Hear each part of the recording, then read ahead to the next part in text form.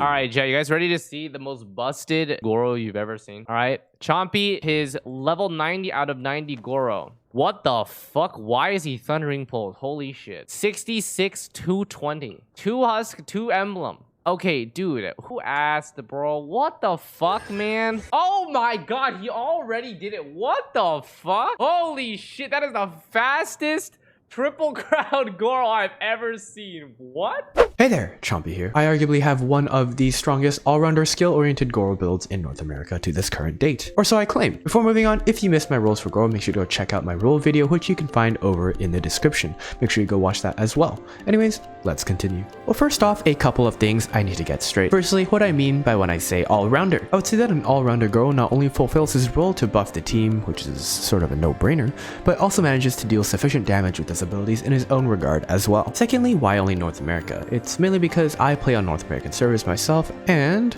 I might also just be scared of potential god tier CM builds as well and don't want to compete against those, but that's not something we talk about. Thirdly, since anyone can sort of swap around pieces and weapons for their showcase or screenshot's sake, I would like to say that all weapons and artifacts you'll be seeing were exclusively prioritized for Gorou, and this is my current actively used build. This is without taking any weapons or pieces away from other characters. Lastly, despite being triple crowned, the level 10 normal attack is simply a novelty I have on my Gorou, and at most is going to be used for fun or generate particles when desperate, since it's not something I regularly use in my rotations. With that in mind, this should imply that my build is not a main DPS or charge shot focused build. The main focus will be mostly on his skill and burst, as he is still considered a sub DPS support on my team. In terms of stats, I want to say that my Gorou has probably one of the best overall well-rounded stats, considering his insane crit ratio while still maintaining a sufficient level of energy recharge. Anyways, here's a quick showcase of what gear I currently have running on him. Here we can see I currently have on him a Thundering Pulse and a 2 Husk 2 Emblem build. Here's also just a quick cycle through of the artifacts I currently have on him.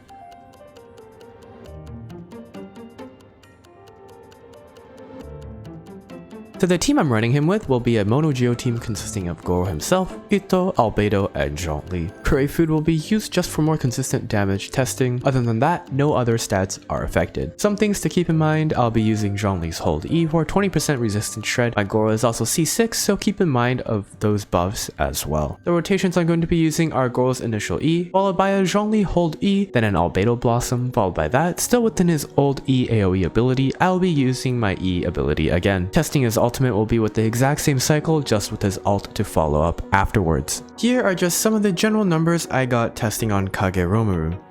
His initial raw skill does around 14,000 damage, as you can see, and the one to follow up does around 24,000. In terms of his ultimate, his initial damage is around 17,000, close to 18,000, and each tick doing around 11,500, where there are 6 ticks total in the duration of his ultimate. This results in an overall damage output of around 87,500 with his ultimate. So in an active use case while fighting, for example in the Abyss, where you would use him as a swap EQ character, adding together the 24,000 E damage together with the 87,500 total ultimate damage results in about a 111,000 damage output per rotation cycle. Honestly, considering this is simply additional damage coming from a supporting character on the team, I'd say these numbers are quite good. Now, I understand there are currently a couple of charge shot and DPS focused builds out there where on certain singular instances they are achieving higher numbers.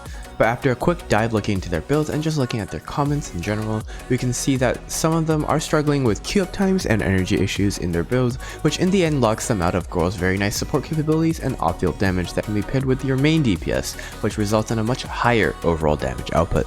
This is why I find my personal build to come out on top compared to theirs, as my Gorou doesn't have these queue up time issues, and my build doesn't require him to be a greedy on-field DPS to inflict damage. Something to keep in mind though, by no means is this me suggesting how you should build your characters, nor is this a build guide of any sort for Gorou. This is simply my own personal build and what I find works in my own team compositions. I highly suggest looking elsewhere if you're trying to find a general build guide for Gorou from a more reputable creator that regularly does that kind of thing, for example from the likes of Xlice. In the end, his role on the team is mostly to provide buffs, so it's understandable if his personal damage can be a little bit on the underwhelming side. At the end of the day though, I don't necessarily have the strongest Gorou build in NA like I implied, but it's certainly up there near the top. I don't regret any sort of heavy investment I put into Gorou, as he's been a character I've wanted for a very long time. Anyways, I hope you enjoyed my little Gorou showcase video here. If you enjoyed, make sure to leave a like to support the video and make sure to subscribe for more future videos as well. Other than that, I hope you all have a nice day.